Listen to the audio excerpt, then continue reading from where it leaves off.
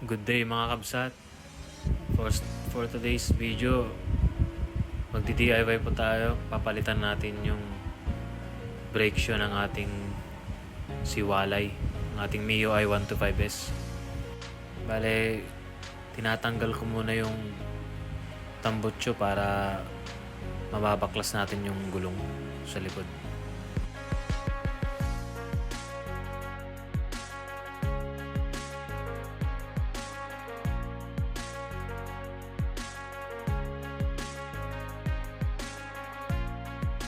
At dito nga sa may banda rito, nahirapan akong baklasin dahil napakahigpit.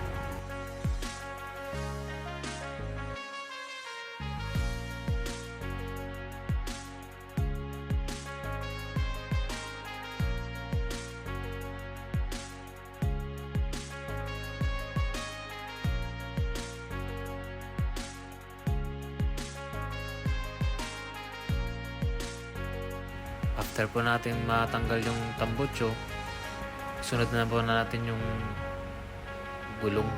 Hindi kasi natin matatanggal yung gulong kapag hindi natin inunang tanggalin tong tambutso.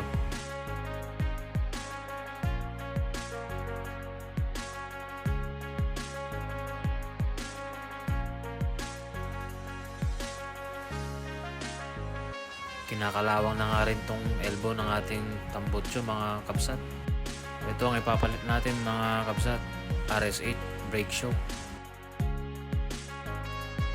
Ayan, baklasin na natin tong gulong para mapalitan na natin ng brake shoe. Ayun, napakahigpit. Sinide stand ko na lang dyan mga kabsat para mas madali. Tapos kinalsuan ko pa. At ginamitan ko na nga ng paa mga kabsat. Ayun, nadali din. Paa lang pala ang katapat.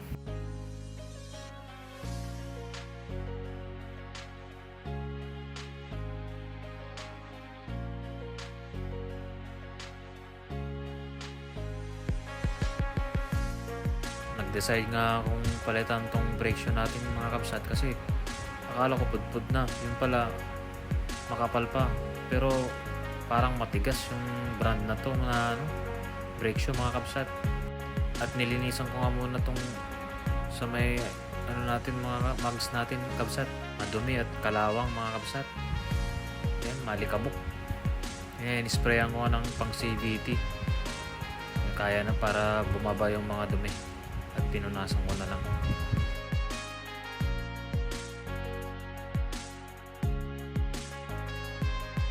Kunat ng brand na to mga kabsat. Hindi ko alam kung anong brand nito.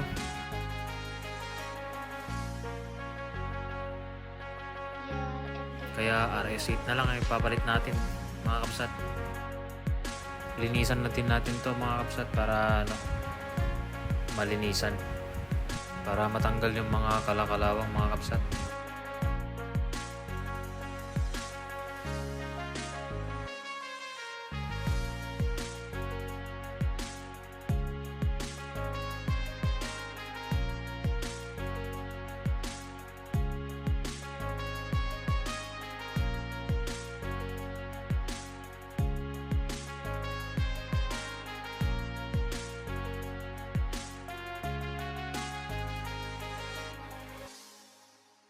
Ito na mga kabsat, ikakabit na natin.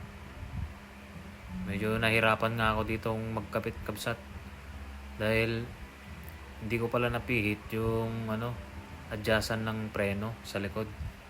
Dapat pala pinipihit yan paluwag para saktong-sakto yung brake shoe natin mga kabsat. At least sa susunod, alam ko na yung gagawin ko pagka nagpalit ulit ako mga kabsat.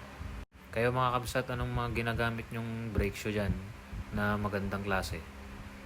Ito, try ko itong RS8 mga kabsat kung okay yung performance nya.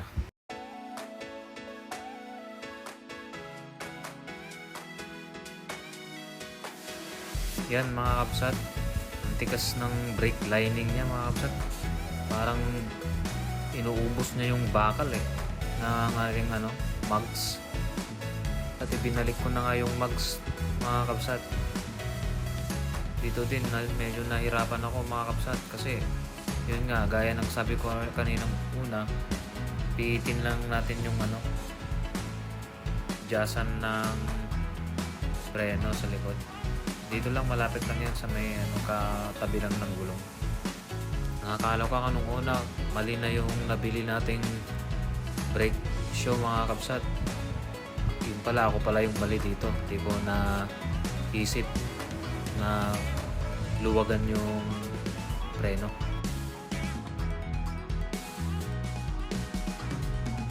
At sinukat ko pa nga yung pinagpalitan nating preno mga kabsat. Sakto naman, kaya nagtaka ako yun. Naisip kong luwagan mga kabsat.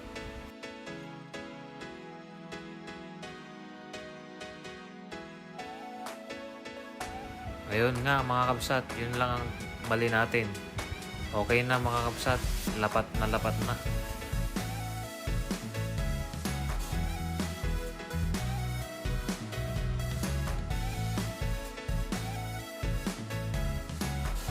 Hanggang dito na lamang po mga kabsat. Kita-kita po muli sa susunod nating video. Maraming salamat po sa panonood mga kabsat. Mabuhay po kayo and God bless. Peace out. Yo.